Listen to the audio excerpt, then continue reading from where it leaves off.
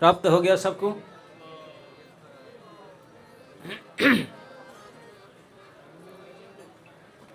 अब ये गौरांग महाप्रभु के क्षेत्र में, उनके लीलास्थली में आज का ये लास्ट दिन है ना, कल तो वापस चले जाएंगे, तो इसलिए उसको ये भजन को गाते हैं। ये महान कौर पार्षद नरहरिदास के रचित है। मनरे कहना गौर कथा। मनरे कहना गौर कथा, मनरे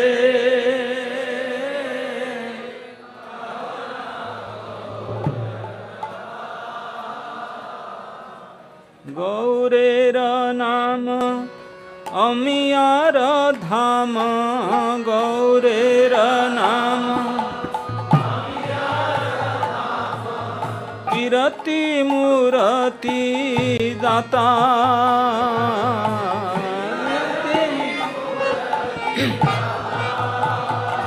मनरे कहना गौर कथा,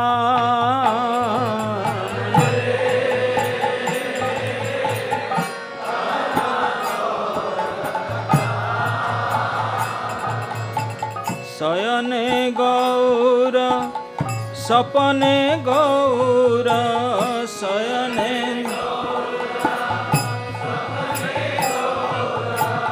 गौर नयनेर तारा,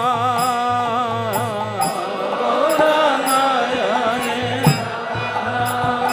मनरे कहना गौर कथा,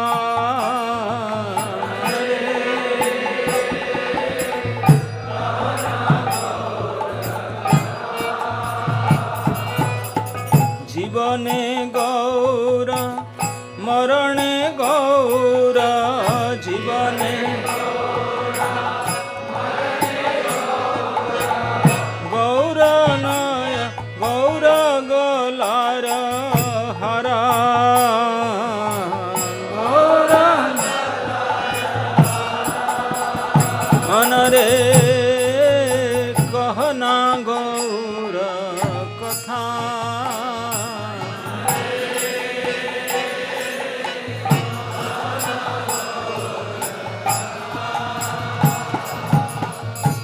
हियार माझरे गौरांग राखिया, हियार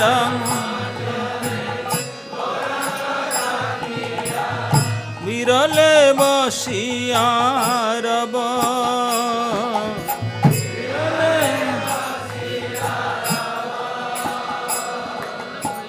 मनरे साधेते से रूप चांदे रे, मनरे साधेते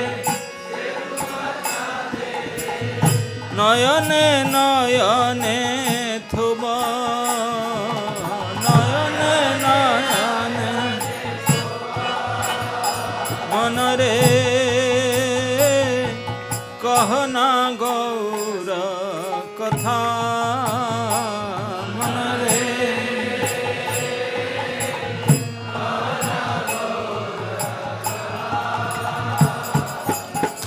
गौर विहीने ना बची पराने, गौर विहीने गौर करिछि सार, गौर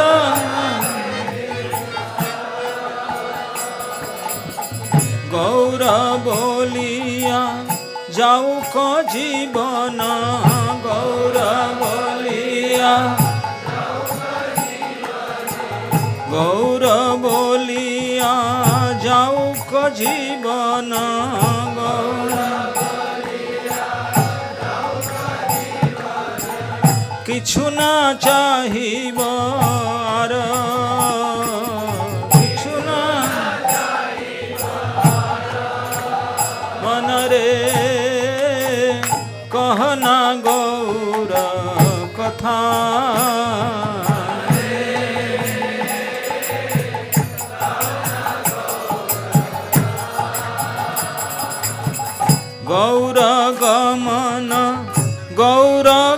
कथन गौर गमन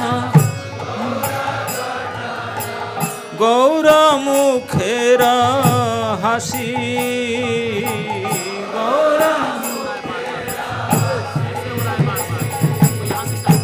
गौर पीरीति गौर मूरति गौर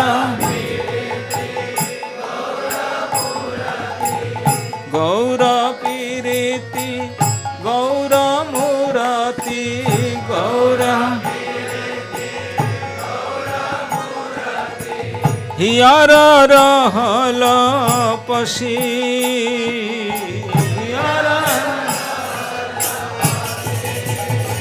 मन रे कहना गौर कथा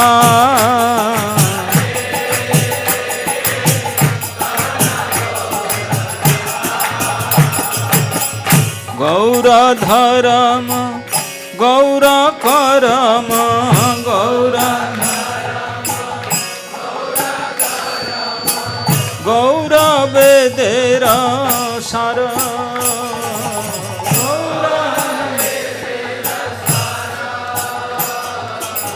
गौर चरणे पुराण सौंपिनु गौर चरणे गौर करिबेन पार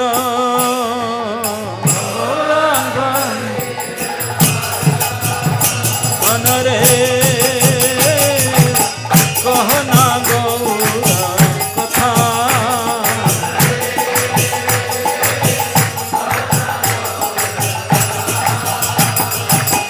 गौर शबद गौर संपद गौर जहाँ रही आय जागे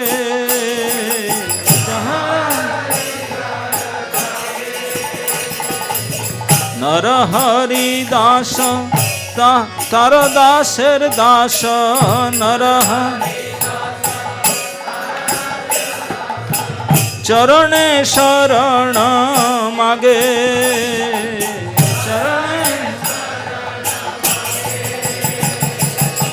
मन रे कहना गौर कथा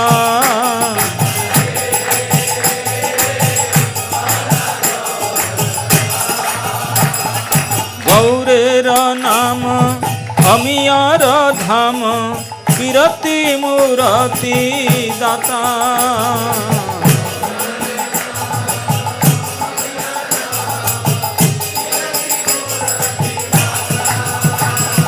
गौरेर नाम अमियार धाम कीरति मूरति दाता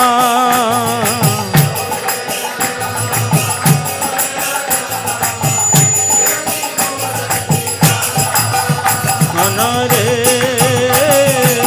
कहना गौर कथा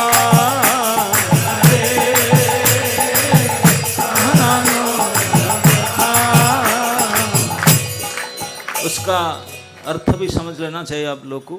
नरहरि ठाकुर कहते हैं मन रे कहना गौर कथा। मेरा मन अब गौर का बात मत कहो। अभी 7 दिन हो गया गौर मंडल में घूमते घूमते, नवदी मंडल में।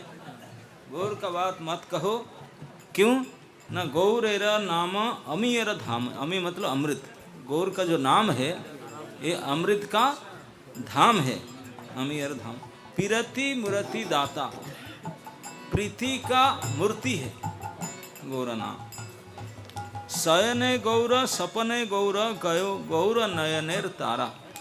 सोते समय भी गौर की चिंता, स्वप्न भी गौर है।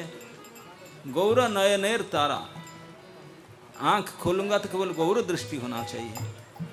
जीवने गौर मरणे गौर गौर गलार हारा। मेरा जीवन भी गौर है, मरना भी गौर के लिए है। गौर को गला के हार बना के रखना। हियारा माझारे गौरांग रखिया बिरले बसिया रावा। हृदय में गौरांग महाप्रभु को धारण करके एकांत में बैठ करके रोते रहूंगा। मनर साधते स्वरूप चांदेते नयने नयने थोब। ऐसा हमारा मन में विचार आता है कि ये इस रूप चांद को नयन के अंदर भर के रख दूं और नयन कुछ ना देखे, केवल उन्हीं को देखते रहे नयन। गौर विहीने नवांशी पाराणे गौर करिछि सारा। गौर के बिना प्राण धारण करना भी मुझे आवश्यकता नहीं, गौर ही मेरा सार है। गौर बोलिया जाऊ का जीवन किछु ना चाहिए आर। गौर बोल के औरंग नाम लेकर के मैं प्राण जाने दो और मुझे और कुछ नहीं चाहिए। गौरा गमन गौरा गठन गौरा मुखेर हासी। गौरांग महाप्रभु के गठन, गौरांग महाप्रभु के चाली, गौरांग महाप्रभु के मुस्कान, गौरा पिरति गौरा मूर्ति, गौरांग महाप्रभु के प्रेम, उनके श्री मूर्ति, ये सब हियार रहने पर मतलब मेरे हृदय में घुस चुका है। गौरा धर्म गौरा कर्म गौरा वेदर सार। गौर ही मेरा धर्म है, वही मेरा कर्म है, वही वेद का सार है।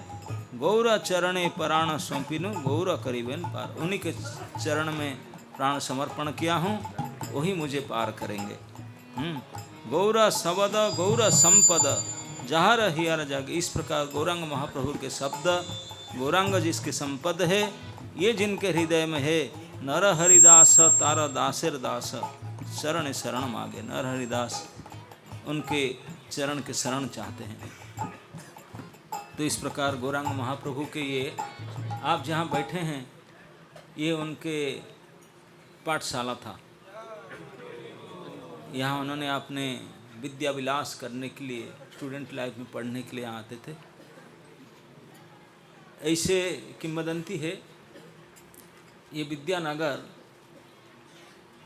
कल्प के शुरुआत में जब महाप्रलय के समय हुआ था, तब सारे जलमग्न हो चुका था, पूरे ब्रह्मांड जलमग्न हो चुका था। उस समय भगवान मत्स्य रूप धारण किए थे बचाने के लिए, क्योंकि सृष्टि पर सजना होगा तो ब्लूप्रिंट तो रखना चाहिए ना। तो ये वेद को रक्षा करने के लिए, वेद उद्धार करने के लिए भगवान मत्स्य रूप धारण करके अब ऋषि मुनियों को, सत्यव्रत राजा को लेकर घूमे थे। वो जो वेद को ला कर यहीं रखे थे। महाप्रलय के समय में इस स्थान में ब्रह्मांड के जो मेन सार है वेदांत को लाकर यहाँ रखे थे। उसके बाद में जितने भी बड़े बड़े विद्वान हुए, जितने प्रकार की शिक्षा का शाखाएं हैं, सब यहीं से निकला है। सभी लोग यहीं से आकर पढ़ कर गए। जितने ऋषि महर्षि सब हैं वहीं से गए, पढ़ के गए। इसी बात को जान करके कि आगे भविष्य में कलि युग में भगवान यहाँ आएंगे विद्या विलास करने के लिए, इस बात को जान करके देवगुरु बृहस्पति उन्होंने वहाँ छुट्टी लेकर के सिक एप्लीकेशन, लीव एप्लीकेशन लगा करके यहाँ आए। यहाँ आकर के स्कूल खोले थे। विशारद पंडित के दो पुत्र थे, विद्या वाचस्पति, वासुदेव सार्वभौम और विद्या वाचस्पति, दो भाई थे। विद्या वाचस्पति आ रहे हैं, वासुदेव सार्वभौम पूरी चले गए थे। तो वहीं पे स्कूलिंग शुरू किए थे। तो महाप्रभु यहाँ आकर के, यहाँ नवद्वीप में तभी अनेक बड़े बड़े अध्यापक सब, महापध्याय चट्टोपाध्याय सब रहते थे। नाना प्रकार तर्क विद्या, न्याय विद्या में विशारद थे। तभी भारतवर्ष में विद्या का हेडक्वार्टर यही था। उसका पहले काशी था, काशी के बाद वो नवद्वीप हुआ। तो इस प्रकार भगवान ने स्वयं, उनको तो कुछ पढ़ना ही नहीं था, लेकिन फिर भी विद्या को सम्मान करने के लिए, वेद विद्या को सम्मान करने के भगवान यहाँ आते थे पढ़ने के लिए। तो इस समय के लीला, अब एक ऐसे समय था जब भगवान ने, यंग स्टूडेंट थे, पढ़ रहे थे, तो उनके पास जो भी उनके साथ स्टूडेंट होते उनके साथ आर्गुमेंट करते थे। कोई उनके साथ आर्गुमेंट में सामना टिक नहीं सकता था।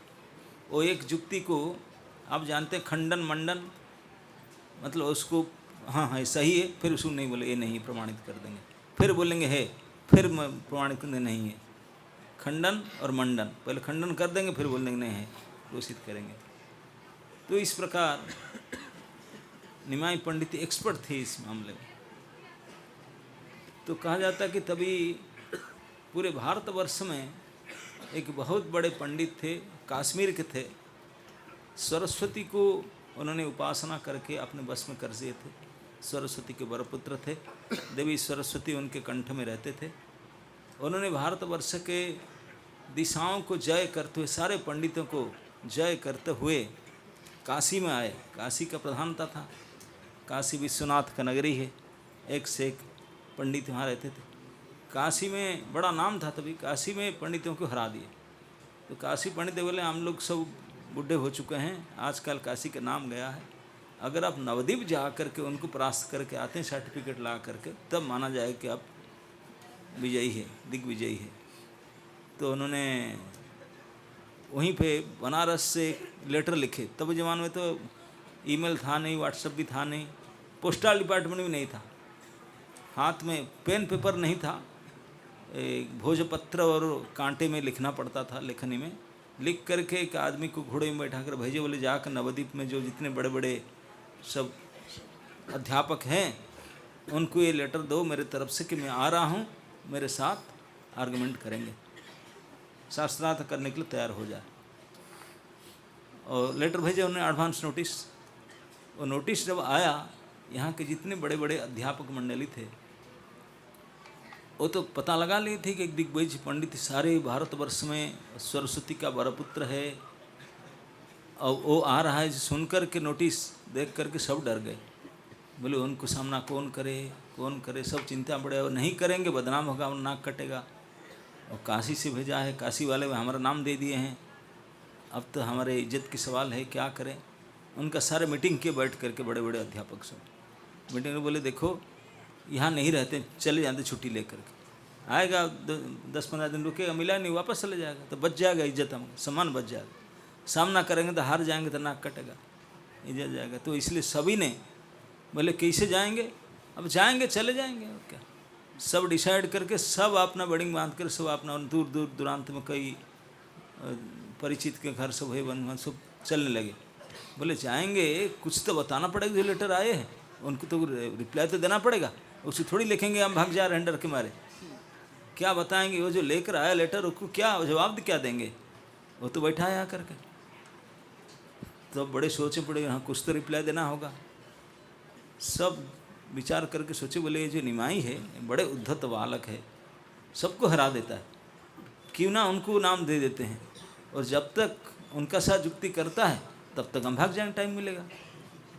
तो ऐसा कि उन्हीं के नाम एड्रेस लिख कर दिए, बोले देखो ये हमारे स्टूडेंट है, हम नवद्वीप के प्राध्यापक साधारण नहीं है, हमारे साथ तो युक्ति करोगे तो पहले एंट्रेंस देना पड़ता है, हमारे साथ आप लायक हो कि नहीं, पहले आप एंट्रेंस दे करके फिट हो तो फिर हमारे साथ आना। पहले हमारे के स्टूडेंट साथ उनके साथ आपका शास्त्रार्थ हो, अगर उससे विजयी होकर के हमारे पास आओगे तब पर हमारे साथ शास्त्रार्थ होगा। और सोचे थे कि उनके नाम दे देंगे, उनके पास जाएगा, इतने में भाग जाएंगे। हमने यही प्लान करके उनको बिना पूछे निमाई को उनका नाम लिख करके भेज दिए। तो वो दिग्विजय पंडित ने देखा कि एक स्टूडेंट को मेरे पास शास्त्रार्थ, उनको बड़े अपमान महसूस हुआ। मतलब क्या बात कर रहे हैं, वो एंट्रांस है कि स्टूडेंट के साथ मेरा युक्ति होगा, बाद में वो लोग के पास जाऊँगा, चलो। तो उन्होंने आया, क्योंकि भारतवर्ष के कई दिशाओं के बड़े बड़े पंडित को विजय करके आया था। जहाँ जहाँ जितावट होता था वहाँ के लोग उनके फॉलोअर हो जाते थे। पूरा लाइब्रेरी, हाथी घोड़े में लाइब्रेरी लोड करके चलता था, कई हाथी घोड़े खच्चर चल रहे थे उनके साथ में, और हजारों फॉलोअर चलते थे, बाजे गाजे बजा कर प्रोसेसन के साथ चलते थे। उन्होंने बड़े दिग्विजय पंडित था। और काशी विजय करके वहाँ से निकला तो और भी उनका बढ़ गया था, गर्व बहुत बढ़ गया था। तो वहाँ से प्रोसेसन के साथ निकला था। तो ये बात तो सब अध्यापक लोग भाग चुके थे। निमाई पंडित को किसी ने बताया कि एक दिग्विजय पंडित आ रहा है और इसके कारण सब टीचर लोग यहाँ से भाग गए। तो निमाई ने सोचने लगे, बोले आ तो रहा है तो उसको ठीक है, अच्छा है, लेकिन उसके गर्व को मुझे चूर्ण करना है। लेकिन अगर मैं सबके सामने बैठा करके मंच पर करूं तो मर जाएगा, इतना हाई डोज हो जाएगा, एक्सेप्ट नहीं कर पाएगा। तो अलग से कुछ करेंगे, इसे विचार करके जिस दिन उनको आने का था उस दिन शाम के समय कुछ स्टूडेंट को लेकर गंगा के तीर घाट पर बैठे, गंगा घाट पर। और उन्होंने पता लगाता लगाता आया, कहाँ नहीं ना, इस समय तो वो तो वहाँ रहते हैं, इस समय गंगा घाट पर मिलेंगे। वो पूछताछ करके गंगा घाट पर आया और कई उनके फॉलोअर्स थे, सब थे, आके पहुँचा। और स्टूडेंट के बीच में महाप्रभु जब उनके साथ वार्तालाप करते थे, लगता था कि अनेक ताराओं के बीच में एक चंद्रमा बैठे हुए हैं। गौरांग महाप्रभु की सुंदरता तो सीमाएं नहीं। तो समझ गया देख करके, पहले कभी देखा नहीं था, समझ गया कि नहीं निश्चित होगा निमाई पंडित, इतनी सुंदर देखने में ऐसे वक्तृता दे रहा। तो किसी को भेजा, बोले जाकर पता करके आओ यही निमाई पंडित है क्या। तो जब पता लगा, बोला हाँ यही निमाई पंडित है। तो उनको बुलाया, बोले देखो मैं आया हूँ कश्मीर से और आपका नाम मुझे रेफ़र किया गया है, आप मुझसे शास्त्रार्थ करो, फिर मैं नवद्वीप के अध्यापक के पास जाऊँगा। मैं जानते थे झूठ मूठ मेरा नाम दे दिए वो लोग। तो निमाय पंडित बोले देखो पंडित जी, आपने मेरे गुरु के सदृश से, पिता के सदृश, कितनी उम्र में बड़े हैं, मैं आपके छोटे बेटे छात्र के समान हूँ, क्या मैं आपके साथ युक्ति करने के लायक हूँ? ये तो नहीं ना, वो तो मुझे लगता है तू नहीं है, मेरे स्टूडेंट के स्टूडेंट हो, लेकिन तेरा नाम रिफ़र किया गया इसलिए मैं आया हूँ ना। नहीं नहीं, मैं आपके साथ कहते इसके लिए योग्य नहीं हूँ, लेकिन आप जैसे महान व्यक्तित्व यहाँ आए हैं हम लोग का बीच में, इसलिए हमारा बड़ा सौभाग्य है। अभी शाम के समय है, आज पूर्णिमा रात है, चंद्र उदय हो रहे हैं, क्यों नहीं आप गंगा जी की तरफ, गंगा जी के वंदना थोड़ा गान करें, गंगा के महिमा गान कीजिए। तो उनको अच्छा लगा, मुझे कुछ बोलने के लिए बोल रहे हैं, तो कुछ महसूस किया। तो प्रचंड पंडित था ही, सरस्वती उनके कंठ में विराजमान रहते थे। तुरंत गंगा के महिमा के श्लोक तुरंत रचना किया, बोलने लगा। कुछ नया किससे व्हाट्सएप पर डाउनलोड करके नहीं किया, सीधा कंपोज किया, in that standing position only, वहीं पे खड़े खड़े कंपोज किया और बोलने लगा। कहते हैं कि वायु के स्पीड में, at the speed of wind, 100 श्लोक बोल गया। और सब इतने सुंदर शब्दालंकार, नाना प्रकार के अलंकार और सब व्याकरण से युक्त था, इतने सुंदर सुनने में था, सुंदर सुंदर श्लोक। जब श्लोक में गंगा की स्तुति किया, महिमा गाया, तो सुन करके जो बाकी स्टूडेंट 100-200 बैठे थे महाप्रभु पास, वो तो हतबाक हो गए। बाप रे बाप, अभी तक हम कान में सुने नहीं थे ऐसा, आँख में देखे भी नहीं थे, क्या गजब का विद्वान है। महाप्रभु बोले पंडित जी आपकी जय हो, आपके समान तो केवल आप ही है और कोई हो ही नहीं सकता। वास्तविक सरस्वती के वरपुत्र हैं आपने, नहीं तो ऐसा विद्वता, ऐसा सुंदर श्लोक रचना इतने कम समय में इतने सुंदर कोई नहीं कर सकता। लेकिन क्या होगा, हम लोग सब इतने मैच्योर इमैच्योर स्टूडेंट है, आप थोड़ा अगर व्याख्या करके समझा देंगे तब मज़ा आएगा। सुना तो अच्छा लगा सुनने में, लेकिन समझ नहीं आया, मैं बता दें। और आपका श्लोक की व्याख्या दूसरा कोई कर ही नहीं सकते, आप ही केवल कर सकते। तो और खुश हो गए, और खुश होकर के बोला ठीक व्याख्या करता हूँ। तो व्याख्या 1-2 श्लोक करने लगा। बोले कैसा लग रहा है ना, अच्छा तो है, लेकिन अच्छा तो है, लेकिन दोष तो हैं। अगर निर्दोष होता और दोष ना, आपको लगता नहीं दोष ना, मेरे कंपोजिशन में दोष हो ही नहीं सकता, गुण ही हो सकता ना, कैसे नहीं हो ही नहीं सकता, असंभव है। मैं जिस रचना किया हूँ इसमें कभी दोष हो ही नहीं सकता, क्योंकि उनको निश्चित था कि जो सरस्वती देवी बोल रहे हैं मेरे द्वारा, तो ऊपर दोष कैसे हो सकता। बोले ना कभी नहीं हो सकता। आपको लगता है ना, मुझे दिखता है दोष, बहुत सारे दोष है, इसलिए मैं बताता हूँ आपको। रचना तो अच्छे किए लेकिन दोषयुक्त है। तो बोला बता सकते हैं ना, अगर आप बुरा ना माने मैं बता सकता हूँ। तो भगवान ने उनके गर्भ को खर्ब करना था, तो 2-4 श्लोक ऐसे पकड़ लिए। बोले इतना श्लोक में तो है, लेकिन मैं एक श्लोक बताता हूँ बीच में से एक श्लोक, 100 श्लोक में से। बोले ये श्लोक है, श्लोक को पढ़ के सुना दिए उनको। तो आश्चर्य हो गया, बोला मैं इतनी स्पीड में बोला श्लोक, और कोई उसका मेंशन नहीं कि कोई डाउनलोड कर ले। कहाँ से डाउनलोड करते हैं आजकल, नेटवर्क से, गूगल ड्राइव में है ही नहीं, कोई डाउनलोड रखा नहीं, कोई उसमें मिलेगा भी नहीं डालने से। आप कैसे याद कर लिया? भगवान निमाय पंडित बोले जैसे आप सरस्वती की कृपा से बोल देते हैं, इसे भी कोई श्रुतिधर भी होते हैं, याद कर लेते हैं, ऐसे कोई बात है नहीं, याद कर लेते हैं। बोला ठीक है, याद कर लिया, बहुत अच्छा है, थैंक यू, लेकिन दोष क्या है उसमें? तो महाप्रभु ने एक एक करके दोष दिखाए, उन्होंने लगे एक एक करके दोष दिखाए, 5 दोष दिखा दिए एक ही श्लोक में, 5 दोष। बोले ये दोष इसमें है, ये दोष इसमें है, ये दोष इसमें है। और बोला कैसे दोष है? तो भगवान ने कह दिए दोष का नाम, बोले ये प्रकार की दोष है। दोष क्या है? दोष गिनाने लगे। अब चैतन्य चरितामृत में कविराज गोस्वामी ने दोष को भी दिखाए हिंद करके। बोले एक पैर में आपने बोले कि गंगा की महिमा जो है, गंगा जी निकले हैं विष्णु के चरण से, विष्णु के चरण कमल से गंगा निकला हुआ है, और भगवान शंकर के जटा पर है, भवानी भर्तुम। तो इसी को पकड़ ले, बोले देखो भवानी भर्तुम, भवानी के पति के शिखा पर, जटा पर रहे।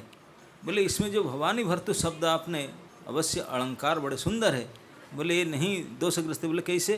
बोले भवानी शब्द का अर्थ है भव के पत्नी।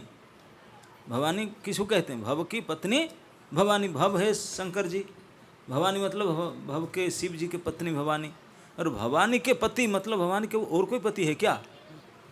आप जब कहेंगे ब्राह्मण के पत्नी के पति को ये मैसेज दे दो तो क्या समझा जाएगा? ब्राह्मण की पत्नी के पति, अरे ब्राह्मणी तो उसके पति, फिर कोई पति के और कोई उपपति है क्या उनका?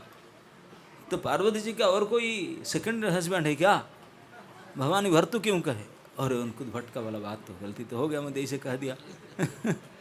फिर बोले आप कहे कि चरण कमल से गंगा निकला। दुनिया में सब जानते हैं गंगा से कमल निकलता है, कमल से गंगा वो कैसे हो सकता है? ऐसे ऐसे करके 5 दोष दिखा दिए। अब एक एक दोष दिखाते जाते थे, तो बिल्कुल प्रमाणित करके दिखाते थे, वो तो बिल्कुल उनका चेहरा उतर जाता था।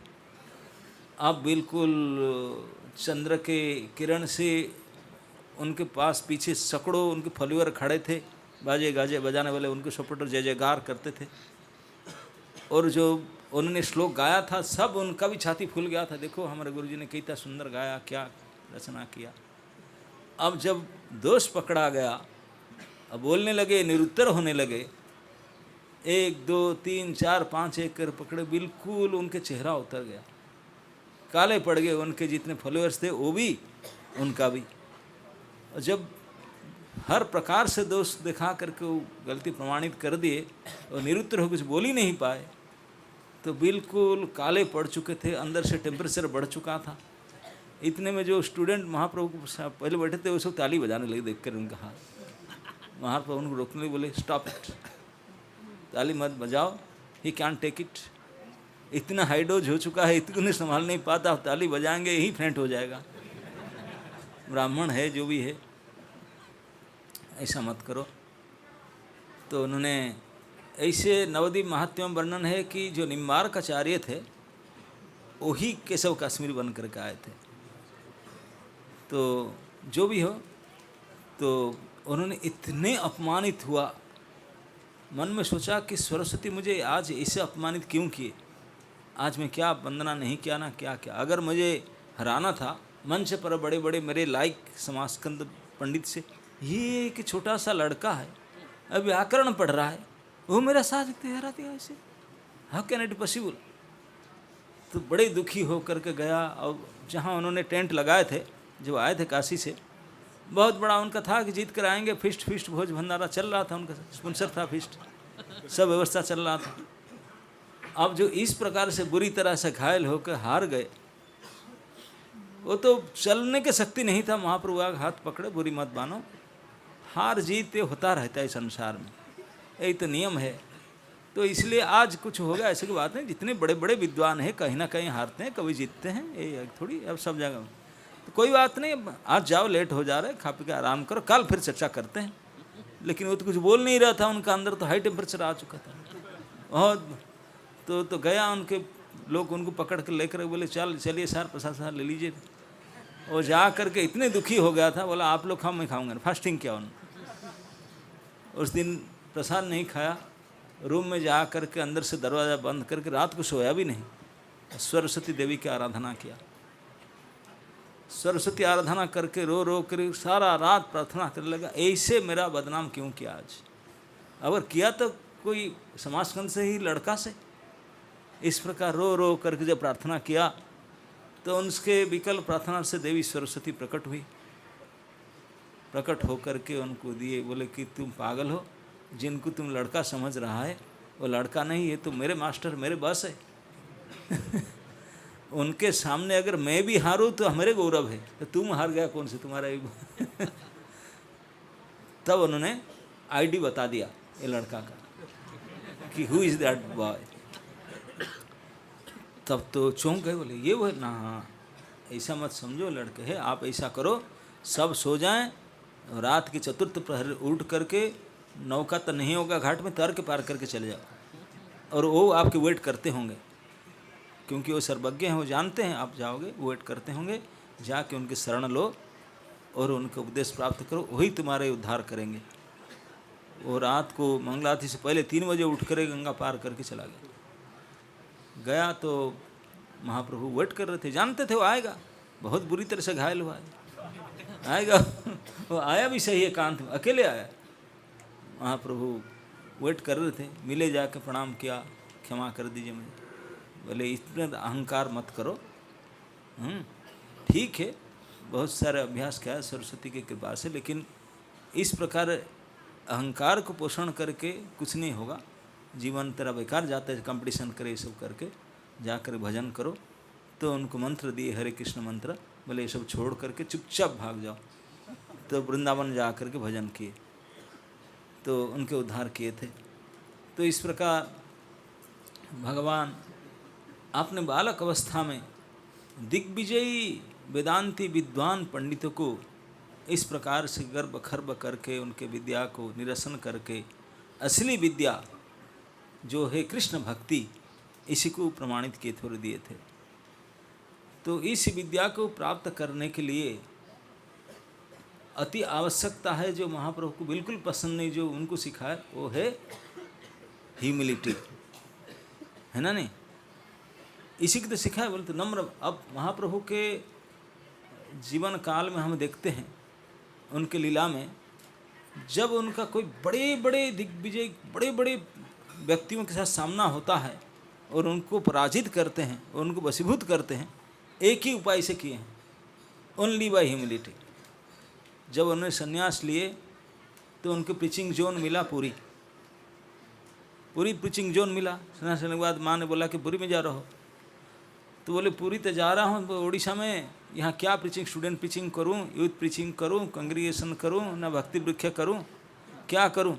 मेरा बस पीपीटी कुछ था नहीं, DYS कोर्स भी नहीं था, क्या करूँ अकेले? तो महाप्रभु ने प्लान करके गए, बोले कहाँ से शुरू करूँ? तो उन्होंने सार्वभौम पंडित, क्योंकि जगन्नाथ जी पूरे उत्कल के प्राणनाथ थे, और जगन्नाथ जी के जो हेड प्रीस्ट थे वो पंडित सार्वभौम थे, वो यहीं के ही थे, विजय वाचस्पति यहीं उनका घर था। तो उनको टारगेट किए, बोले अगर उनको मैंने पटा दूं तो राजा से लेकर प्रजा तक सब पट जाएंगे। ऐसे प्रीचिंग स्ट्रैटेजी उनका था। तो उनको निशाना करके गए, ऐसे बहाना करके अंदर जाके जगन्नाथ मंदिर में घुस गए, जगन्नाथ जी को प्रणाम करके सेंसलेस होकर पड़ गए। सार्वभौम पंडित आके देखे, बोली इतने लंबा चौड़ा शरीर, इतने सुंदर, ऐसे कैसे हुआ? तो उनके घर में उठा कर लेकर गए, 9 घंटा तक घर में रहे, और उठ करके जब गए नित्यानंद पर हो गया, कीर्तन करके उठाए। सार्वभौम तो आश्चर्य हो रहे थे देख करके। बाद में उनके इतने सुंदर आकर्षक रूप, इतने सुंदर बोली उनके पास आए। सार्वभौम बोले आपका नाम? कृष्ण चैतन्य। बोले कृष्ण चैतन्य जी, बड़े सुंदर, कहाँ आपके घर कहाँ है, एड्रेस? जब बताया नवद्वीप। बोले नवद्वीप, पिताजी का नाम? बोले नवद्वीप में जगन्नाथ मिश्र। जगन्नाथ मिश्र मेरे पापा के दोस्त हैं वो। तो हो, अपना गांव वाले नाम सुनकर और खुश हो गए। तो मिश्र ब्राह्मण के लड़के हो, इतने कम उम्र में संन्यास ले हो, कैसे मेंटेन करोगे? अब मैं तुझे हेल्प। तो महाप्रभु बोले सार्वभौम जी आपको पता है मैं पूरी किस लिए आया हूँ? ना जगन्नाथ, नहीं, जगन्नाथ दर्शन मेरा पूरी आने में केवल एक ही प्रोजेक्ट था, क्या? आपसे मिलने के। मुझे लोग बुलाए तो संन्यास ले लिया, अगर मेंटेन करना है तो सार्वभौम के हेल्प चाहिए। वो अगर वेदांत पढ़ाए, आपको ट्रेनिंग दे दे, वो ट्रेनिंग से पक्का होकर फिर पक्का हो जाओ, टिक जाओगे। वो ट्रेनिंग के बिना टिक नहीं सकते, है ना नहीं? तो ट्रेनिंग आजकल तो आप 1 साल ट्रेनिंग देते हैं, तो बोले इसे ट्रेनिंग लेना पड़ेगा। तो इसलिए मैं आया था, मैं तो पहचानता नहीं था आपको, मेरा सौभाग्य था कि आप ही मिल गए मुझे। अब मैं तो आपके पास आया हूँ, तो सार्वभौम सोच रहे थे मैं उनको पढ़ाऊँ क्या। बोले अभी आपके ऊपर है, पढ़ाएं क्या, आप आज ही पढ़ाओ ना, आज से शुरू कर दीजिए। तो उनको ले गए, सार्वभौम को बुला कर अपने घर में स्वयं बैठकर पढ़ाना शुरू किए। सार्वभौम का इंस्टीट्यूट में कोई पढ़ना जाता था, महीने पहले से फॉर्म फिलअप करना पड़ता था, फिर उनका एंट्रेंस देना होता था, फीस भरना, कई प्रकार का नीति नियम होता है, ऐसे नहीं होता। आज तो टीचर स्वयं बुला करके उनको पढ़ाने लगे।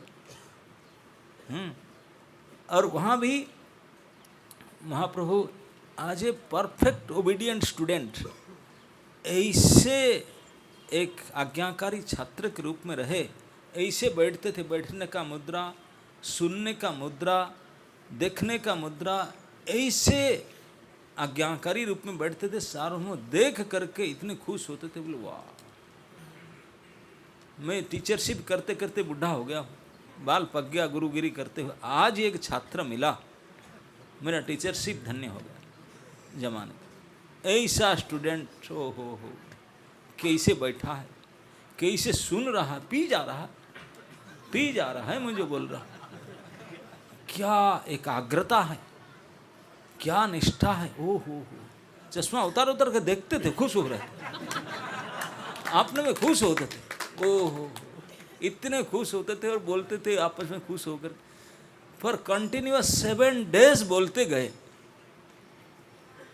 7 दिन के बाद स्टूडेंट का तो कोई क्वेश्चन था नहीं, टीचर में मन में पूछने लगे।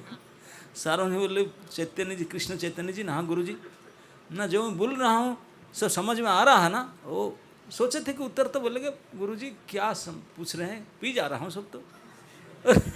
इतने सुंदर आपका व्याख्यान है, यही उत्तर आशा करके तैयार होकर बैठे थे, मैं आशीर्वाद दूंगा, इसे बोलेगा, निश्चित यही बोलेगा, यही आशा करके पूछे थे 7 डेज के बाद। जब पूछे उत्तर आया, गुरुजी बुरा माने कुछ भी नहीं समझ में आ रहा।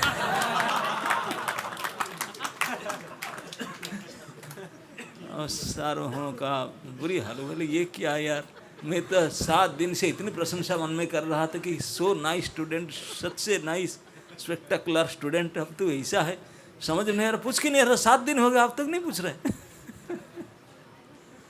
तो केवल नम्रता आकर के, इतने हम्बल होकर के उनको सार्वभौम को 7 दिन के अंदर सार्वभौम स्वयं अपने सम्मुख बोले, मेरा हृदय स्टेनलेस स्टील का बनना लोह पिंड था, और उसको आपने जिसको ब्लास्ट फर्नेस में भी मेल्ट नहीं कर सकता था, आप मेल्ट कर दिए, क्या प्रचंड प्रताप होगा आपका।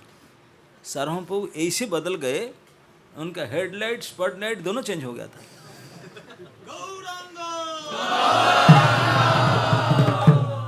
मतलब सार्वभौम पंडित पहले ऐसे वाले थे, उनका त्रिपुंड था, अब आफ्टर 1 वीक वर्टिकल हो गया ओरिजेंटल से।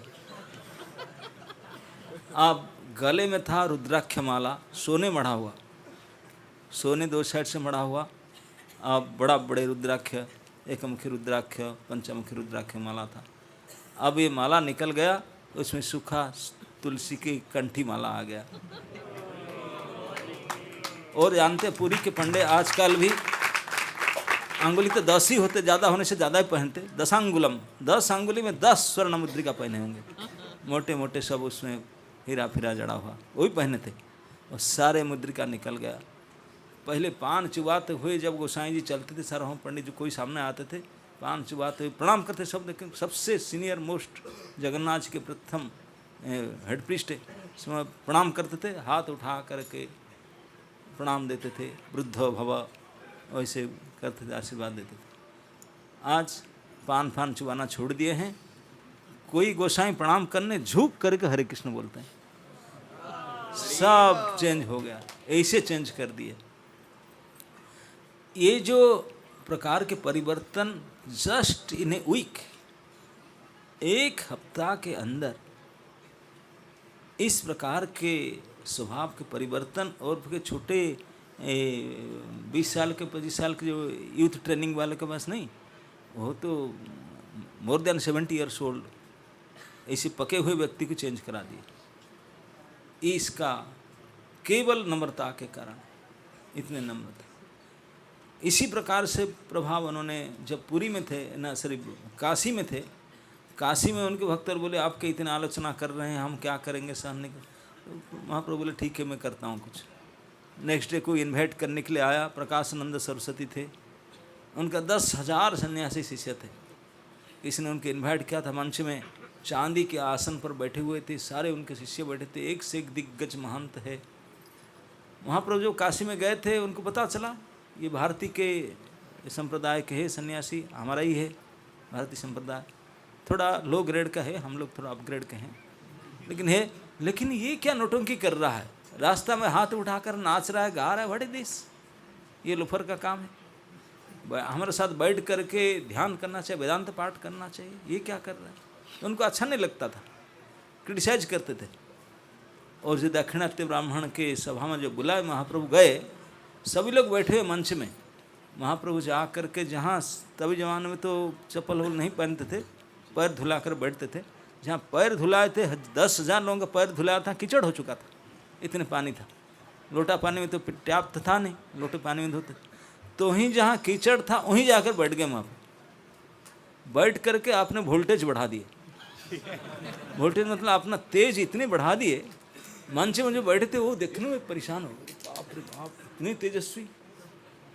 प्रकाशानंद स्वयं उठ करके आए, उनके साथ 2-4 उनके सर्वेंट उठ करके आए, बोले हाँ हाँ उठिए, हाँ क्यों बैठ गए, चलिए चलिए। ना मैं आपके लायक नहीं हूँ, आप लोग बड़े बड़े वेदांती है, दांत था उनका, बोले वेदांती है आप लोग सब।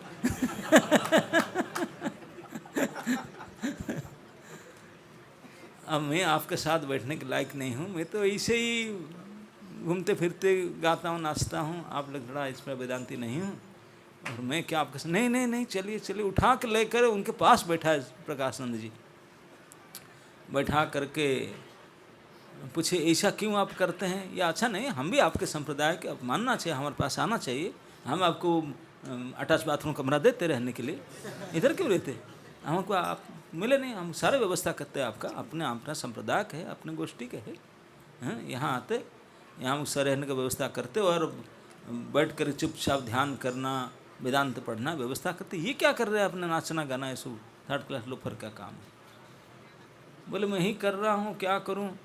नहरी आपको भारती जी जो गुरु जी शिक्षा दे बता ना, हाँ। बोले क्या हमको पूछे नहीं थे, बोले मैं तो गया था, मुझे बोल दिया उन्होंने, बोले तुम्हारा वेदांत पढ़ने में अधिकार नहीं। बोले क्यों, क्यों पढ़ा लिखा नहीं हूँ। बोले मूर्ख तुम्ही, वेदांत पाठ तुम्हारा नहीं अधिकार, तुम्हारा मूर्ख है तू, वेदांत पढ़ने में तेरा अधिकार नहीं है। तो फिर बोले देख मैं मंत्र देता हूँ, उसी मंत्र लेके जप। तो ही मंत्र दे दिए, उसी मंत्र कर रहा हूँ ना, मंत्र जप करो बैठ करके, ये क्या करे नाचना गाना ना, मैं नहीं कर रहा हूँ, मंत्र के प्रभाव से जबरदस्ती मैं ऐसे कर रहा हूँ, मंत्र मुझे करा रहा है, मैं तो कर नहीं चाहता। नहीं तो रिएक्शन हो गया क्या, मंत्र रिएक्शन करे, जाके पूछा नहीं डॉक्टर को, मेडिसिन रंग दे दिया, रिएक्शन कर रहे। बोला मैं गया था, जाकर पूछा दोबारा गुरु जी को, किवा मंत्र दिला गोसाई, किवा तारा बल, जपीते जपीते मोरे करीला पागल। ये क्या दे दिया मंत्र, मुझे पागल करा रहा है ना। फिर ना उसको सुनकर तो मुझे प्रणाम की, बोले तू ऐसा कर रहा ना, यही होना चाहिए, हमारा हो नहीं रहा तुम्हारा हो रहा होना तो यही चाहिए। बोले कौन सा ना, देखिए मैं तो मूर्ख हूँ, संस्कृत अगरा थोड़ा बहुत पढ़ा था, 50 नंबर था स्कूल में, होता ना 50 मार्क का संस्कृत, 100 मार्क्स नहीं था, ऐसे थोड़ा बहुत पढ़ा था। एक श्लोक उन्हें सिखा दिए थे, बड़े मुश्किल से उसे याद किया हूँ, लेकिन पता नहीं ये कौन सी शास्त्र में है क्या, उसका अर्थ है मुझे पता नहीं, आप बता सकते हैं क्या ना, बताओ बताओ। साढ़े गर्भ से बैठे सब बड़े बड़े विद्वान थे। बोले हरेर नाम हरेर नाम हरेर नाम एव केवलम, कलो नास्तेव नास्तेव नास्तेव गतिर अन्यथा। ये कोई शास्त्र, अरे ये तो संत उपनिषद का है, कलो संतरण उपनिषद का श्लोक है। अच्छा बहुत अच्छा, उसका अर्थ कर सकते हैं क्या। अब फंस गए, अर्थ अगर करेंगे तब फंसेंगे, नहीं करेंगे तब फंसेंगे। पूरे सभा बैठे हैं, 10,000 सन्यासी बैठे हैं और कई हजारों संख्या में पब्लिक बैठे हैं, बड़े डिंग हांकर बैठे हैं कि सांस्कृतिक कोई भी अर्थ कर सकते हैं। अगर अर्थ करेंगे क्या अर्थ होगा? कलियुग में और कोई गति नहीं, और कोई गति नहीं, और कोई गति नहीं, हरिनाम के लगवा। आप हरिनाम कर नहीं रहे, वेदांत क्यों पढ़ रहे? अर्थ यही होगा। अगर नहीं कर पाएंगे, अरे तो पंडित है, अर्थ नहीं कर पा रहे, दोनों ओर से फंस गए, मुंह लाल पड़ गया, कुछ बोल नहीं रहे। वो बोले तो बोलेंगे ना, आपको क्या बोलूँगे? बोलेंगे तो फंसेंगे, नहीं बोलेंगे तब भी फंसेंगे। इसी बुरी तरह से इसे स्थिति में ला करके उसी मंच पर प्रकाशानंद आंड फॉलोअर्स को केवल इस नम्रता के कारण होलसेल में डिवोटी बना दिए थे। हम लोग तो रजिस्ट्रेशन करते हैं कॉलेज में जा करके, 200 रजिस्ट्रेशन करते हैं, उसमें 20 आते हैं DYS कोर्स में, 20 आते हैं, फिर कैंप बुलाने से 2 आते हैं, फिर उसमें इतने प्रसाद, इतने खर्चा वर्चा कैंप हम लेने के बाद में उसे कुछ नहीं आता, फिर वापस जो कुछ। लेकिन भगवान का पिचिंग होलसेल में एट ए टाइम 10,000। बताओ क्या पिचिंग स्ट्रैटेजी थी, ये सीखना था। क्या था? ओनली ह्यूमिलिटी, केवल नम्रता था। इसी के बल पर कहीं भी जाते थे, इसी के बल पर बड़े बड़े दिग्गज विद्वानों को मिट्टी से मिला लेते थे, केवल नम्रता के कारण। तो ये चाहे किसी भी जीवन में, भक्ति जीवन का तो नम्रता के बिना कुछ ही बन ही नहीं सकता। ये तो शुरुआत है।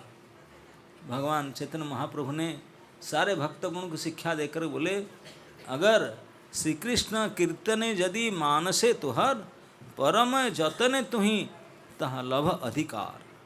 जत्न करके इसको अधिकार को प्राप्त करो। कृष्ण भजन करने के लिए अधिकार क्या है?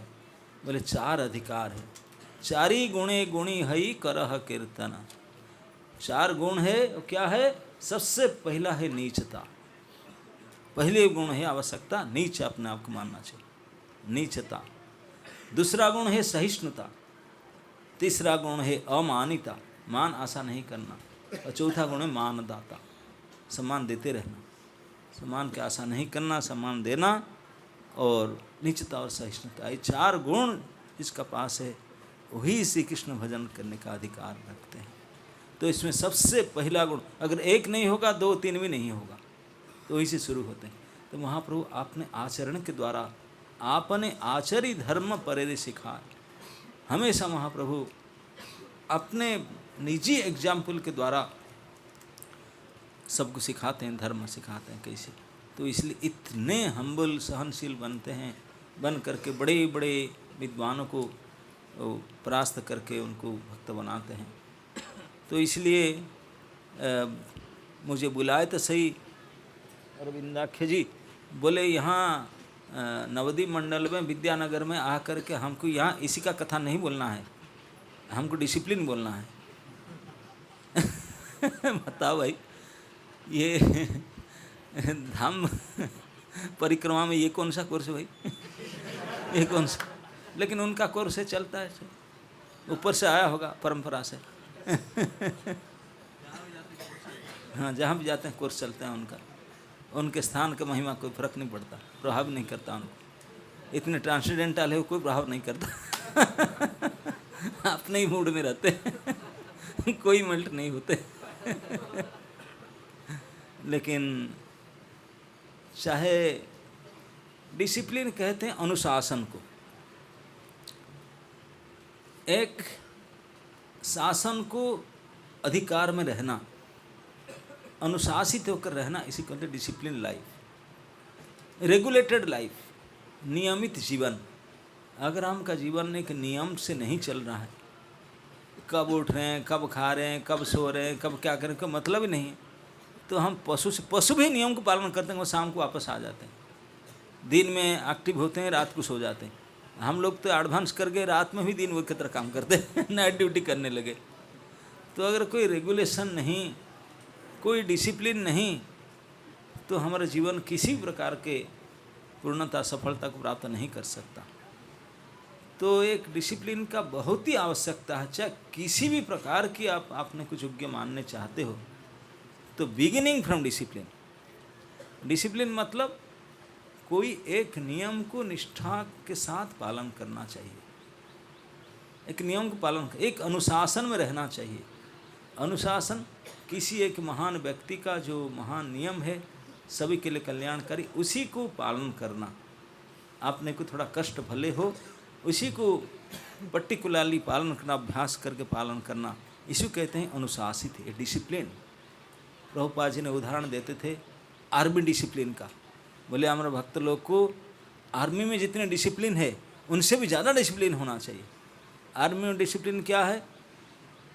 किसी भी समय वर्दी में रहना, बिल्कुल बूट पॉलिश करके यूनिफॉर्म में रेडी रहना चाहिए। 1 मिनट का आया तो 1 मिनट में रेडी चलने के लिए। नहीं हमारा नहीं है, अभी तिलक लगाऊंगा, अभी धोती बांध रहा हूँ, कोपिन सूख रहा है, ऐसा नहीं है।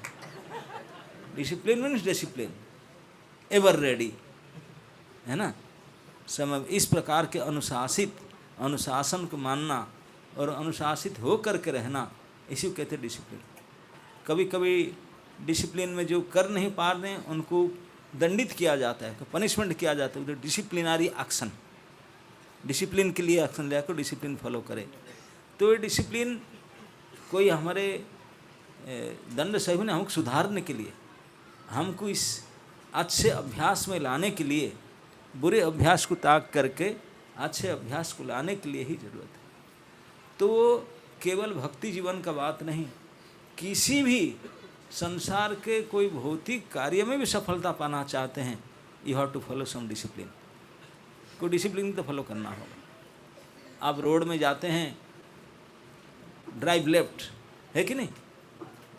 अब यहाँ तो इंडिया में तो कोई डिसिप्लिन पालते हैं। जैसे कोई अभी हम आ रहे थे, रेलवे क्रॉसिंग था, एक के पीछे एक आए तो आराम से पर सब भीड़ लग गए।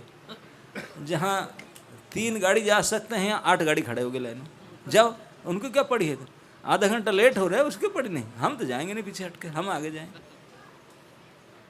ये सब के कारण इतने लेट होते कि इनडिसिप्लिन, कोई डिसिप्लिन नहीं। 5 मिनट धैर्य धारण पैसेंस रखो, उनके पीछे जाओ, वो भी इस लाइन में चले जाएंगे, आप इस लाइन में चले, नहीं उनके सामने मैं जाए खड़ा हो जाओ, उनके सामने मैं जाए खड़ा हो जाओ। ये सब केवल इनडिसिप्लिन का अभ्यास हमारा अंदर है। कोई अनुशासन को पालन करना नहीं चाहता, कोई अनुशासन नहीं। तो इस प्रकार के अभ्यास जब इसी समय से नहीं करेंगे, मनुष्यता का हिसाब से उसका पालन नहीं करेंगे, तो हम कैसे सफलता का आशा कर सकते हैं? तो भक्ति जीवन में डिसिप्लिन का बहुत बहुत आवश्यकता है। इसलिए हम जब आते हैं, हम ट्रेनिंग में आते ही तुम बुलाते हैं इतने बजे उठो, फिर ये स्नान करो, इतने समय स्नान करके आओ, रेडी होकर तिलक करके फिर जप करने के बैठो, फिर मंगलारती, डांसिंग, सब जो एक एक रूटीन वर्क सिखाया जाता है, टाइम पर इस पर काम में आना, इसी को कहते हैं डिसिप्लिन।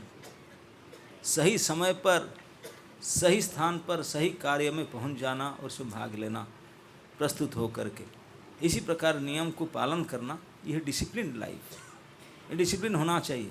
अगर इसमें किसी का भी अपनापन कुछ आ गया तो फिर डिसिप्लिन नहीं कर पाए, तो फिर आप सफलता नहीं प्राप्त कर सकते। तो इसलिए हमारे भक्ति जीवन में those who are real discipline follow करते हैं, बहुत सटीक रूप से, कोई भी उनका प्रोग्राम मिस नहीं होता, पर्टिकुलरली मॉर्निंग प्रोग्राम जो मिस नहीं होता, तो उनकी आगे सफलता और उनका भविष्य उज्जवल रहता है। तो वही लोग फिर उसी को दूसरे को सिखा सकते हैं, जो स्वयं अभ्यास किए हैं इस नियम को, अनुशासन को खूब शासन रह करके पालन किया, अभ्यास किए हैं, वो भी दूसरे को बता सकते हैं। जो खुद ही अभ्यास नहीं किए दूसरे को क्या बताएंगे, है कि नहीं? तो इसलिए जो भी आप लोग सब भक्ति जीवन में आए हैं, और जितने भी सुंदर गोपाल प्रभु की अध्यक्षता में, और जो उनके सब मंत्रीगण है, सब उनके अध्यक्षता में जहाँ तहाँ सब आपने भक्ति का अभ्यास कर रहे हैं, आप सभी को जो भी अनुशासन दिया जाता है उसको बड़े गंभीरता से पालन करना चाहिए। जो भी आपको नियम बताया जाता है कि इस समय में इसे करना चाहिए, इस समय ये होना चाहिए, सो रेडी फॉर दैट, यही है अनुशासन। आर्मी में तो यहाँ तक बोल दिए, इतने से यहाँ से यहीं तो दौड़ना है, दौड़ना है, दौड़ना है, खड़े नहीं हो सकते। अगर खड़े हो गए हैवी पनिशमेंट करेंगे, छोड़ेंगे नहीं।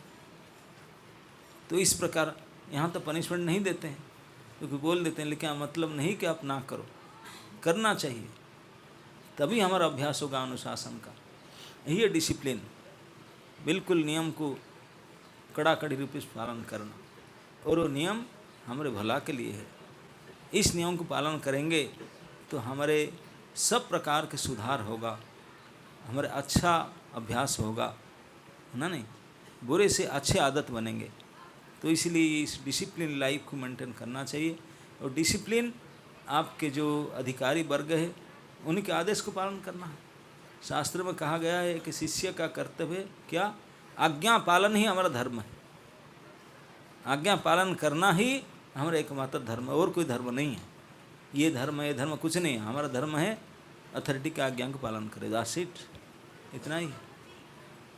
तो इसी को हम अगर डिसिप्लिन के साथ फॉलो करें, इस आज्ञा को पालन करने के लिए जो जो आवश्यकता है, जो जो टाइम में जो जो स्थान सिचुएशन जो भी आवश्यकता है, उसी को ठीक ठीक से पालन करना ही, यही हमारे लिए श्रृंखला, वही हमारे लिए अनुशासन है, वही हमारे डिसिप्लिन लाइफ है। तो discipline life is successful life. जो जीवन में जितने डिसिप्लिन को पालन करते हैं उनको इतने ही दूसरे लोग प्रशंसा करते हैं, ओह कितने नियमानुबद्ध, so punctual, so discipline, so perfect, सभी के आदर के पात्र होंगे और अंततः सफलता उनको ही प्राप्त होगा। तो आप भी अगर सफल होना चाहते हैं, सबके आदर के पात्र बनना चाहते हैं, और आप भी दूसरे को ऐसे ही बनाना चाहते हैं, तो सबसे पहले हमको स्वयं को ये डिसिप्लिन को एक्सेप्ट करना होगा। हमारा भी एक प्रकार पूरे पक्के डिसिप्लिन लाइफ मेंटेन करें, तो इसको देख करके लोग अनेक प्रभावित होंगे, अनुप्राणित होंगे, और आप उनको शिक्षा दे सकते हैं और उनको भी इस प्रकार डिसिप्लिन ला सकते हैं। तो इसलिए भक्ति जीवन में विशेष करके हम लोग जो अभी अभ्यास हैं, भक्ति का अभ्यास करते हैं, हमारे लिए डिसिप्लिन को मेंटेन करना बहुत ही आवश्यकता है, बहुत ही आवश्यकता है। तो इसलिए जो आपके अधिकारी वर्ग जो आपको नियम देते हैं, जो आपको अनुशासन देते हैं, रखते हैं, उसी को बड़े गंभीरता से पालन करना, यही ही हमारा डिसिप्लिन, यही डिसिप्लिन लाइफ है। इसी से हमारा सफलता है, और इसी के द्वारा ही हम लोग दूसरे को भी प्रचार कर सकते हैं। हरे कृष्ण। इसका कोई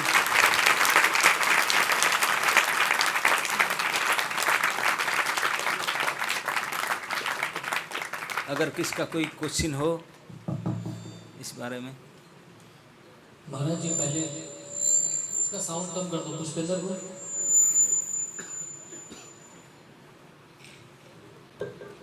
इसका साउंड कम कर दीजिए। हरे कृष्ण, हरे कृष्ण। महाराज जी सबसे पहले तो मैं ही प्रश्न पूछ लेता हूँ। अच्छा, प्रश्न ये है कि अभी जैसे हम 500-600 भक्त हैं, हम सब अभी लगभग 7-8 दिन से एक साथ हैं, और हमने डेली रात को समय पर सो जाना, सुबह समय पर उठ जाना, स्नान कर लेना, फिर मंगल आरती जाना, फिर एक समय पर एक साथ निकलना, ये डिसिप्लिन का लाइफ हम लोगों ने जिया अभी 7-8 दिन। लेकिन यहाँ से जाने के बाद क्या होता है कि धीमे धीमे 1 हफ्ता, 10 दिन, 15 दिन रहता है वो, उसके बाद फिर वो डाउन हो जाता है, फिर वही पुराना चलना शुरू हो जाता है, पुराना टाइम टेबल। तो इस उत्साह को, इस टाइम टेबल को, इस डिसिप्लिन लाइफ को यहाँ से जाने के बाद भी कैसे मेंटेन किया जाए, ताकि हम उसका आनंद, वो जो भक्ति का आनंद डिसिप्लिन के द्वारा हमको मिलता है, सुबह सुबह जब करने का आनंद ही अलग होता है। सुबह सुबह मंगल आरती में भगवान के दर्शन करने का आनंद, जप करने का आनंद, ताकि हम उस आध्यात्मिक आनंद को, डिवोशन को अपने हृदय में ला पाएँ। तो वो एक कॉन्टिन्यूअस उसको कैसे हम बना के रख सकते हैं महाराज? अरे भैया, जैसे यहाँ भी 4:30 बजे मंगलारती करते हैं, तो कौन सा मंदिर इस्कॉन का है जहाँ पर नहीं करते हैं? सब जगह में करते हैं, सब जगह ना कर जाना तो कोई मना थोड़ी ना करते। यहाँ तो इतनी सुविधा नहीं है, बाकी जगह में तो इतनी सुविधा दिया जाता है कि नहीं? यहाँ तो पब्लिकली स्नान करके भाग भाग जाते हैं, वहाँ तो बाथरूम फैसिलिटी हीटर गिटर है ना, नहीं गीजर हीटर लगा हुआ है, तो इतनी सुविधा फिर भी जाना चाहिए, क्यों नहीं जाए?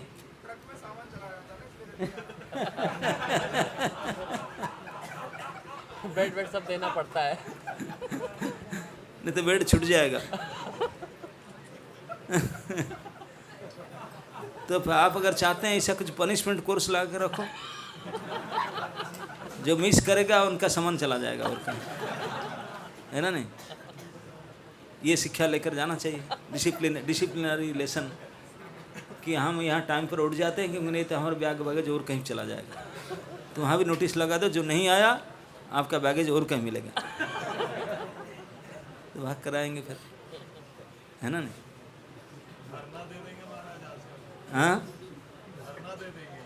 सारे ब्रह्मचारी आश्रम में सब धरने पे बैठ जाएंगे कि हमारा बैग उठाया गया। हाँ, तो क्योंकि अब नहीं आया इसीलिए उठाएगा, है ना, नहीं? क्योंकि जो नियम यहाँ पे है वही नियम मंदिर में है, ऐसा नहीं। और यहाँ थोड़ा तकलीफ में है, वहाँ तो सुविधा में है, क्यों नहीं कर सकते? तो 7 दिन में जो आपने अभी अभ्यास किए, जो सीखे, इस अभ्यास को जीवन भर मेंटेन करके रखना चाहिए, है ना, नहीं? और ये अभ्यास इतने तकलीफ के साथ कर पाए, इतनी सुविधा के साथ, तो और बढ़िया से करना चाहिए, क्यों नहीं कर पाएंगे, है ना, नहीं? ये लेसन लेकर जाना चाहिए आपको। जब इतना पब्लिक टॉयलेट, पब्लिक वो कैसे नहाना, इसमें अगर मेंटेन कर कम टाइम आप आते हैं, तो मंदिर में तो इससे सुविधा है, क्यों नहीं आ पाएंगे, है ना? और किसी भक्त का प्रश्न? हरे कृष्णा महाराज जी। महाराज जी आपने धन्यवाद, बहुत अच्छा कथा भी किया और डिसिप्लिन पे भी हमें बताया। मेरा प्रश्न है कि जब कोई भक्त मुझे डिसिप्लिन देते हैं, कोई नियम बताते हैं, थोड़ा स्ट्रिक्ट नियम देते हैं, तो मन जो है, बुद्धि अलग अलग लॉजिक देता है, और वो जो देते हैं हम मुझे स्ट्रिक्ट नियम देते हैं, वो फिर पसंद नहीं आते मुझे, और मेरा मन जो है उनके प्रति निगेटिव डेवलप करता है, जो नियम देते हैं मुझे, और फिर तो इस तरह की भावनाएं आती हैं, तो इसको कैसे ये करें? प्रभु जी ने पूछ रहे हैं कि प्राय समय में जो हमारा कोई अधिकारी हमको कोई नियम देते हैं, तो हमका इंडाइजेशन हो जाता है, हमको क्यों बताते हैं? क्योंकि हमको तो वही पसंद है जो हमको अच्छा लगता है ना, नहीं? तो हमको जो अच्छा नहीं लगता हमको नहीं बताना चाहिए। ये सुविधावादियों का मेंटालिटी है, ऐसे नहीं है। जब कोई अधिकारियों को बताते हैं, कभी हमको अच्छा लगे या अच्छा बुरा लगे, तो हमारा हित के लिए ही होता है। हम जो कोई बीमार में रहते हैं, डॉक्टर हमको दवाई देता है, दवाई से हमको अच्छा नहीं लगता, इंजेक्शन लेना पड़ता है, ये करना पड़ता है, अच्छा नहीं लगता, फिर भी लेना पड़ता है ठीक होने। ठीक इसी प्रकार जो हमारे आध्यात्मिक अधिकारी वर्ग है, जो हमको कुछ नियम देते हैं, अगर उसको पालन करेंगे, सबसे पहले तो वो खुश होंगे और हमारा भी अभ्यास बन जाएगा कि यस, हम ये भी करके आए हैं, उनके साथ उनके बात को मान कर आए हैं। अरे उनके साथ टिक कर आया तो टिक गया, हाँ टिक गया, अरे कमांडो कोर्स करके आया। कई कई ऐसे अधिकारी होते हैं, उनके साथ कोई भक्त को टिकना मुश्किल होता है। अगर जो उनके साथ टाइम बिता कर, साल 2 साल बिता कर आया, तो बोलते हैं अरे तू तो कहीं भी फिर टिक जाएगा। उनके साथ पूरा करके आया, मतलब फिर तो कोई दुनिया में हारेगा नहीं तूने। तो इसलिए हमको इस भाव से, चाहे कैसे भी नियम क्यों ना हो, उसको अगर अपना करके चले, उसमें हमारा नम्रता पोषण होगा और हमारा अभ्यास और बढ़ेगा, तो हमारा हित के लिए। तो हम अपना हमेशा सुविधावादी नहीं होना चाहिए, नहीं नहीं मुझे पसंद नहीं, मैं नहीं करूँगा, अपना पसंद की बात नहीं है। कृष्णार्थे स्वार्थ त्याग, भक्ति का ये लक्षण है। कृष्ण की प्रसन्नता के लिए कुछ भी स्वार्थ हमारा हो, त्याग करने के लिए त्याग कर देना चाहिए। तो थोड़ा बहुत आराम, थोड़ा बहुत कुछ सुविधा अगर त्याग करना पड़े, कृष्ण के लिए त्याग करना, यही भक्ति के अधिकार है ना, करना चाहिए। हरे कृष्णा महाराज जी।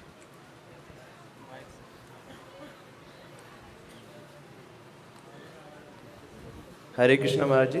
महाराज आपने लेक्चर के अंदर ह्यूमिलिटी के बारे में बताया था कि ह्यूमिलिटी हमारे अंदर होनी चाहिए।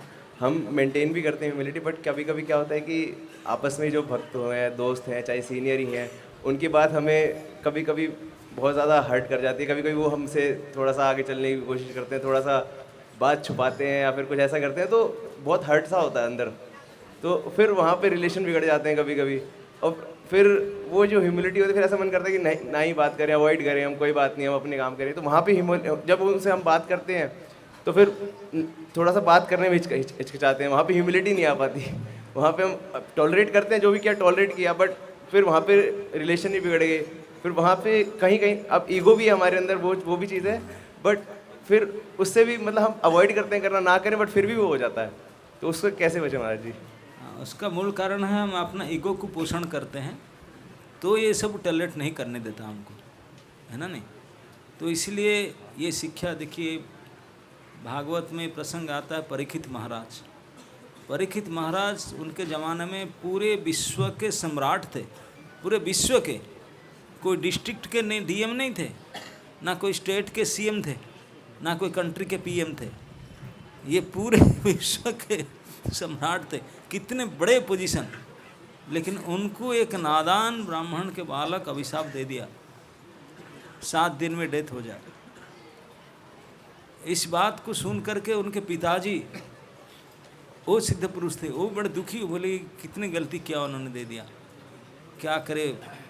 अगर इतनी बड़ी गलती तो उनका हुआ, क्योंकि महाभागवत है, उनके प्रति वो जो अभिशाप दिया उन्हीं को बड़े दोष लगेगा, तो कैसे मेरा बेटा सुधर जाएगा। तो चाहते थे कि परीक्षित महाराज के पास मैसेज भेजूँ, वो थोड़े गुस्से में आकर उसको एक्शन ले ले तो मेरा बेटा बच जाएगा। जानते ना, कोई अगर गलती आपने किया, गलती के ऊपर कोई अगर वो डांटा तो आप बच गए, अगर कोई नहीं किया तो फिर गलती का पूरा परिणाम भुगतना पड़ेगा। तो उन्होंने अभिशाप देकर जो गलती किया, अगर परीक्षित महाराज थोड़े डांटते, गाली देते, कुछ एक्शन ले तो फिर बच जाता। लेकिन वो समीक ऋषि ने, वो स्वयं कहते हैं कि बोले मैं जानता हूँ परीक्षित महाराज इतने उच्च कोटि के भागवत भक्त हैं। एक उच्च कोटि के भागवत भक्त का लक्षण क्या होना चाहिए? बोलते हैं कि परीक्षित महाराज का गुण ऐसा है भक्त के रूप में, तिरस्कृता विप्रलब्धा सप्ता क्षिप्ता हतापि च नस्तत् प्रतिकुर्वन्ति तद्भक्ता प्रभवोऽपि। कहते हैं कि अगर कोई तिरस्कार करे, तिरस्कार समझते हैं किसी को कहते हैं, क्रिटिसाइज करे पब्लिकली, इतने सारे हजार लोगों के बीच में, तुम ऐसे हो ऐसे हो ऐसे हो करके, ऐसे करके पैट करके बोले, आपको तो पब्लिक के अकेले एक कोई सिंगल बोलने से आपको गुस्सा चढ़ जाता है, अकेले में रूम के अंदर। और पूरे हाट में घाटे बाजार में पब्लिकली कोई बिना कारण से इसका तिरस्कार करे, तिरस्कार समझते ना, एक बार क्रिटिसाइज करे, कितने गुस्सा हमारा पारा चढ़ जाता है ऊपर। बोलते हैं कि कुछ नहीं, बिल्कुल प्रतिवाद करने का कि प्रतिशोध लेने का भावना मन में आना ही नहीं चाहिए। सबसे पहले तिरस्कृता, विप्रलब्धा अर्थ है कि चीटिंग, आप देख रहे हैं, समझ रहे हैं आपको ठग रहा है, चीटिंग कर रहा है। कोई आ करके दूध के बल्ले से दूध के अंदर 4 लीटर पानी मिला कर दे रहे, अब देखें आपका सामने पानी मिला रहे, फिर भी कुछ नहीं बोलना उसको। सरासर चीटिंग आपके सामने, आपके ज्ञात सर में किया जाता है, फिर भी प्रतिशोध के प्रतिकार नहीं सोचना। तिरस्कृता विप्रलब्धा सप्ता, कोई आपको साफ दे दे तब भी उसको कोई रोक टोक नहीं, मना नहीं करना, सप्ता। क्षिप्ता मतलब ब्लेमिंग, आक्षिप्त करना, आपका दोष नहीं, बोला नहीं इसने किया, इन्हीं की वजह से हुआ है, बेमतलब का कोई पार्ट नहीं, बिल्कुल झूठ आपके कोई ब्लेम करे, हम तो गरज पड़ेंगे नहीं, कुछ भी नहीं बोलना, ब्लेम करने पर भी। क्षिप्ता सप्ता क्षिप्ता, हता, कोई मारे भी आपको, मारे पीटे तब भी कुछ नहीं बोलना। केवल बोलना नहीं, बोलते हैं नस्य तत् प्रतिकुर्वन्, प्रतिकार लेने का कि प्रतिशोध लेने का भावना मन में आना ही नहीं चाहिए। किसका? प्रभावोपिह, मतलब महाप्रभावशाली, जो प्रभावशाली है उनका, जो प्रभावहीन है उनका तो कहना है कि जैसे कोई बहुत बड़े राजा जा रहा था, कुछ भिखारी कुछ बोला तो भिखारी को उठ करके 2 छप्पड़ मारा, बस ऐसा बदमाश मत कर, चला गया। दूसरा भिखारी आकर पूछा, अरे राजा आकर आपको पीट करके चला गया, तो कुछ बोला नहीं, माफ़ कर दिया उसको। अगर भिखारी बोले माफ़ कर दे तो माना जाएगा? तू क्या माफ़ करेगा? तेरा क्या है माफ़ करेगा? लेकिन अगर राजा को कोई आकर मार के चला जाए, राजा कुछ ना कहे, तो उसको माना जाए कि ये माफ़ किया करके, क्योंकि प्रभावशाली है। तो इस प्रकार हमारा तो प्रभाव तो कुछ है ही नहीं, फिर भी गुस्सा हाँकते हैं। लेकिन वो तो विश्व के सम्राट थे, कितने बड़े प्रभाव था उनका। अभिशाप को हाथों हाथ काउंटरैक्ट कर सकते थे, लेकिन फिर भी कुछ नहीं किए, भगवान को थैंक यू कह करके अभिशाप को स्वीकार किए। ये है भक्ति का गुण। अगर भक्ति करना चाहते हैं, इस प्रकार के सहनशीलता होना चाहिए। समझ रहे ना? हमारा क्या पारा चढ़ जाता है, हमको बुरा मान जाते हैं, ऐसा हो जाते हैं, इसको कहाँ नीचे की। ये सब उदाहरण जब पढ़ेंगे, समझेंगे, सीखेंगे, तो हमारा अरे कितने दूर अब कम जाना है, अब तो कहाँ पड़े, कितना तक जाना है कि नहीं? हरे कृष्ण महाराज जी। बोलो। दंडवत प्रणाम। निद्रा देवी को कैसे विजय पाया जाए? सब हंस रहे हैं, किस लिए बताया ना? जानते हैं किस लिए हंस रहे हैं? नहीं समझा? अब झूठ बोला इसलिए हंस रहे हैं। अब दंडवत तो किया नहीं, बोला दंडवत। दंडवत का अर्थ क्या? ये दंडवत थोड़ी ना होता, ऐसा मुंह झुकाना दंडवत नहीं होता। दंडवत तो डंडा जैसा गिरना तो इसलिए बोलना नहीं ऐसा। बोलो। आदर प्रणाम प्रभु जी। निद्रा देवी को कैसे विजय पाया जाए? निद्रा देवी को कैसे विजय पाया जाए? क्या? निद्रा देवी अभ्यास करके, है ना? नींद आता है, खड़े हो जाओ, खड़े होकर सोते तो फिर पानी में धो लो, चलते रहो, चलते चलते सो जाए, गिरो पड़ो, नाक फटेगा, फिर भी छोड़ो मत, फिर भी छोड़ो मत, प्रयास करते रहो, फिर एक बार नींद। और निद्रा को सरेंडर को नींद आया, जाके सो गया, तब तो कभी नहीं हो सकता। फाइट विथ, तब हो जाए अभ्यास। यस। हरे कृष्ण महाराज जी।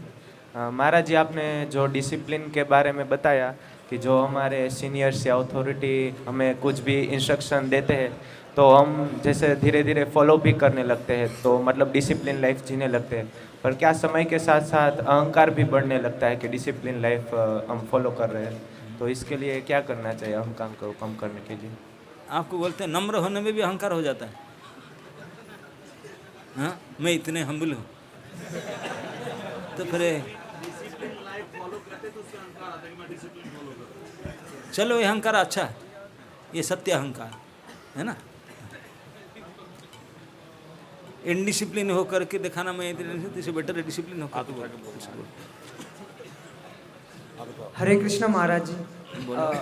मेरे सवाल ये है कि कभी कभी जैसे हम भक्ति में आ गए तो हमको एक गाइडेंस के लिए एक व्यक्ति दिया जाता है, जिसको हम कुछ भी कह सकते हैं, काउंसलर या फैसिलिटेटर। तो हम उस व्यक्ति को फॉलो करते हैं क्योंकि अभी बच्चे हैं या मूर्ख हैं जो भी, लेकिन क्योंकि हम लोगों का भक्त संग होता है या फिर दोस्त कह सकते हैं, हम उनके साथ रहते हैं, कुछ चीज़ें नई नई सीखते हैं, कोई कहीं से कुछ सुन लेता है, कोई कहीं से कुछ। लेकिन जो मेरे को व्यक्ति मतलब जो मेरे काउंसलर है, उन्होंने मुझे कुछ राह दिखाई है कि मेरे हिसाब से मुझे ये बताया, मुझे ये करना चाहिए, ये करना चाहिए। लेकिन उस साथ संग के कारण मैंने कभी कुछ सुन लिया और मेरे मन में विकार आ गया अपनी अथॉरिटी के प्रति कि यार मेरे को तो जो बता रहे हैं ये थोड़ा हिसाब गलत है, और जो मैं अपने दोस्तों से सुना वो गलत है।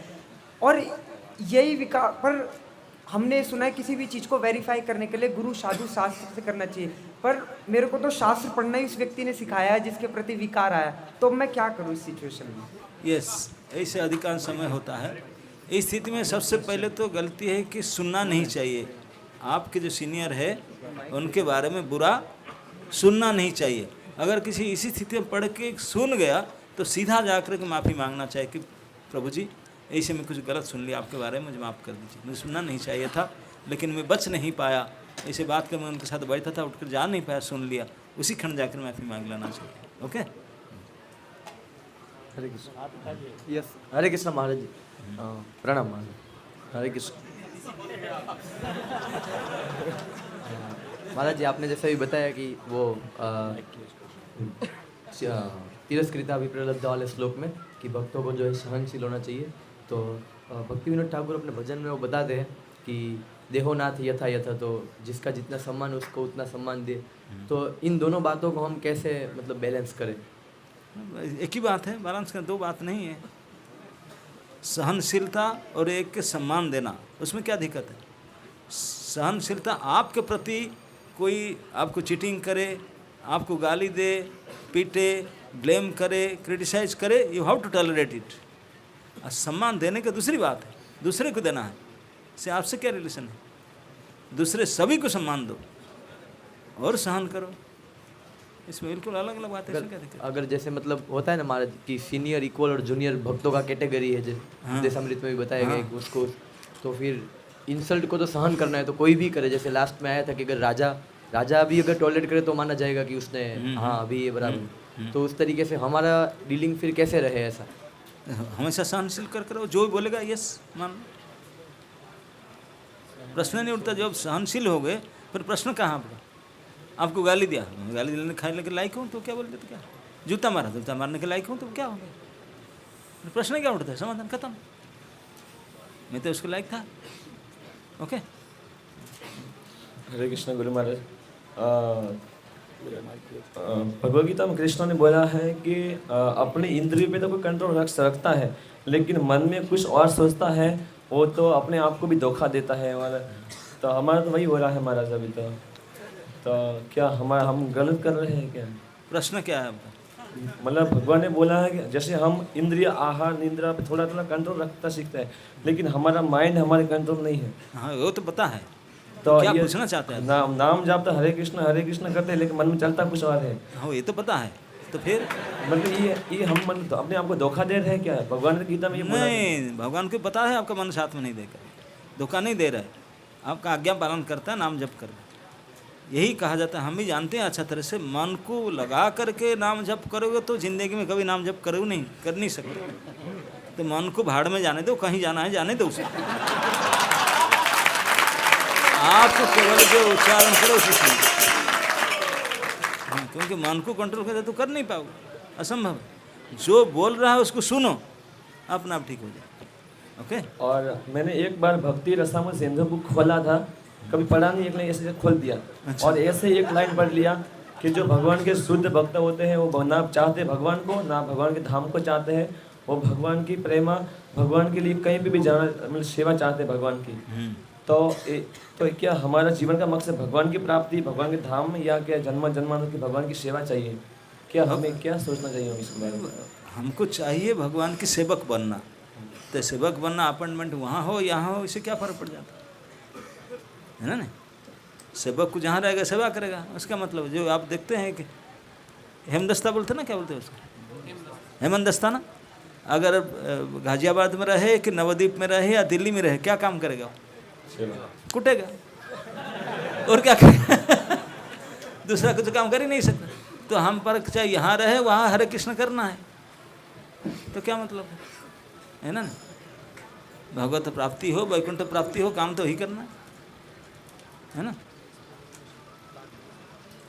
हरे कृष्ण। तो हम अभी प्रश्न उत्तरी यहाँ पर रोकते हैं, क्योंकि कुछ एरिया का अभी महाराज जी के साथ पर्सनल मीटिंग भी होगा, कुछ एरिया के डिवोटीज़ का।